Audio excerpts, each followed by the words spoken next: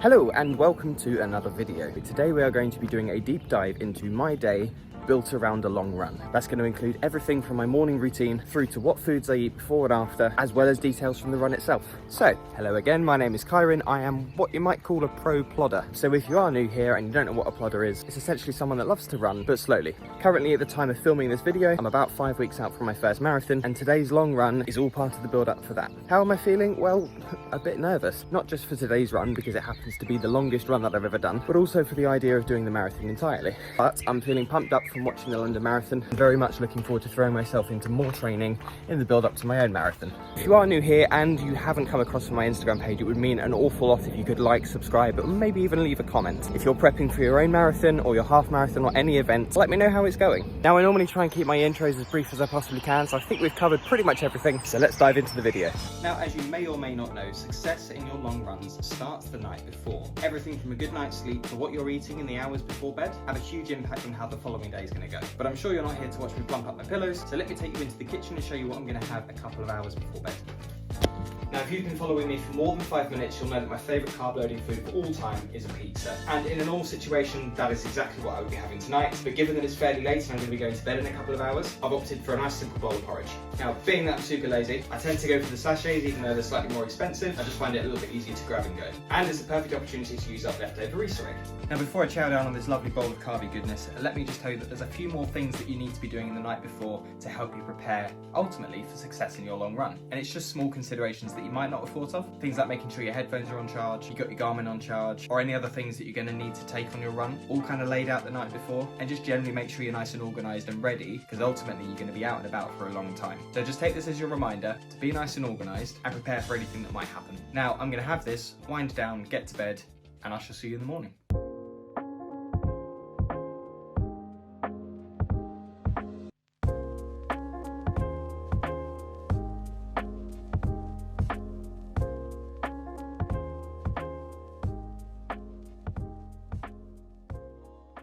Now I've got a quick walk to work, which I am ever so slightly behind on because I was filming content for you guys.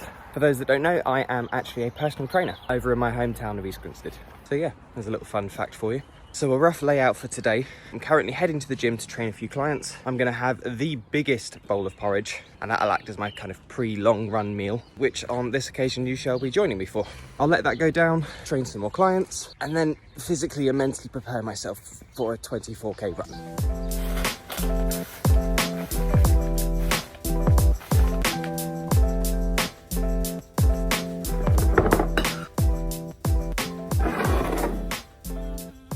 First impressions, all right?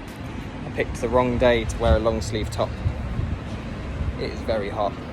Okay, so just before I get stuck into the run properly, there's a few things that I probably should have included in today's video that I kind of forgot to film. First off, very exciting news. I managed to pick myself up a Garmin Fenix 7X. The Forerunner that I was using before was unfortunately faulty. It was from CEX. To return that and get a better model, essentially. So that's very exciting news. I get to test it out today. In addition to that, the things that I really wanted to go through was the things that I was taking on my carry-ons. So this is what we're going to be having during the next 3.5-ish hours. It's worth a note before I go into the list, I like to be on the side of caution. I like to over prepare, and I like to almost over fuel for my runs as well. Also, if you watched the last video, that was our half marathon start point. So yeah, I've got a total of 4 gels, 2 of which have caffeine in them just for an extra boost. My water sack on the back has 2 scoops of bulk hydration mix, which is essentially a carbohydrate and electrolyte blend, which is mixed into about 1.5 litres of water, as well as a trusty banana. I've got sun cream in my pocket, which I haven't applied yet, and then I've got this phone for content, and I've got my other phone for music. Now that we've got all that out of the way, let's start the actual run. We're now 5k down in about 38 minutes, some pretty good time, and we've stopped for gel number 1. Now that that's gel number 1 out the way, what I will say is that this is bloody hot. So I ran down a place called the Worthway, which is basically like this the whole way.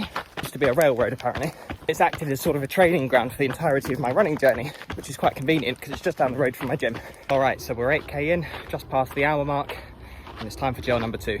Worth a note that throughout this run I've been sipping on this kind of intermittently, as and when I feel I need, which has the carbohydrate mix in the back. I stopped it for the wrong gel then. I'm actually going for a caffeinated one. I'm finding today's long run pretty tough.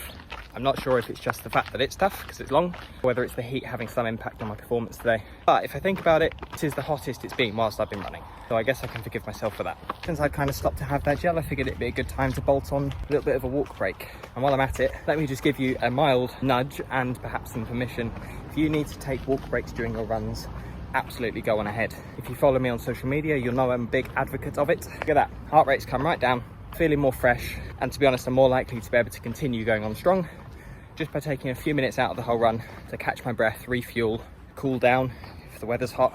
So yeah, take walk breaks if you need them, and don't let bellends on social media tell you otherwise.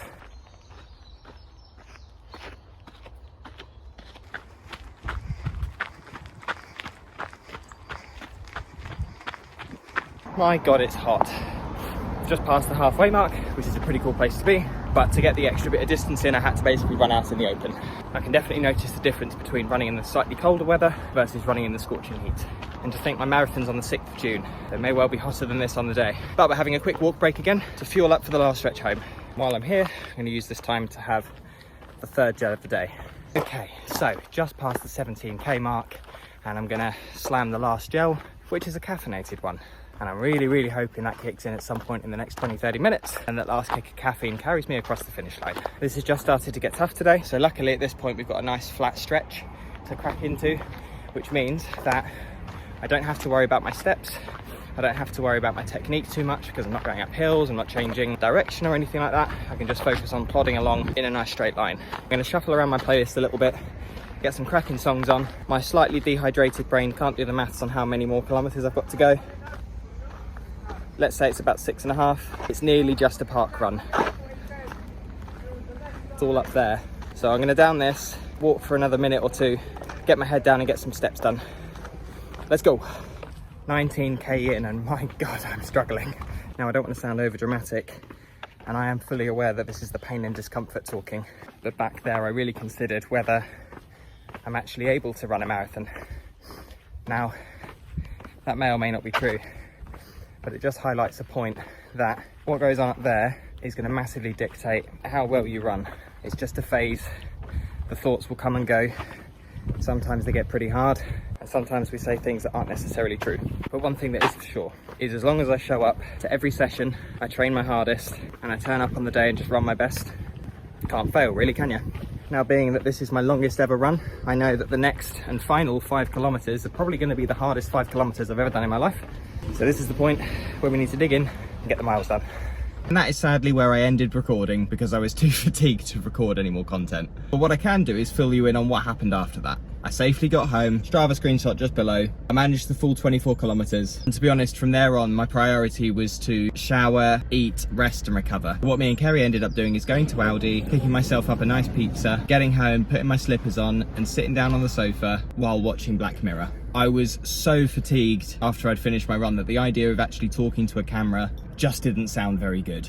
But I did it. It was hard, it was hot. It ended up being 1 kilometer more than I'd ever run before, and that extra kilometer took me an extra half an hour compared to last week. So the heat definitely makes a difference to performance. What I'll be doing next time is getting myself a nice running vest and potentially packing in some additional electrolytes into my water pack. But anyway, if you are here this long into the video, thank you so much for watching it all the way through. I weirdly enjoyed filming the run, and if this video does well, to be honest, I'll be doing more content like this. So if you want to stick around for that, make sure you like the video, drop us a comment, let me know what you're up to, and subscribe so you can see it again. But until then, happy plodding.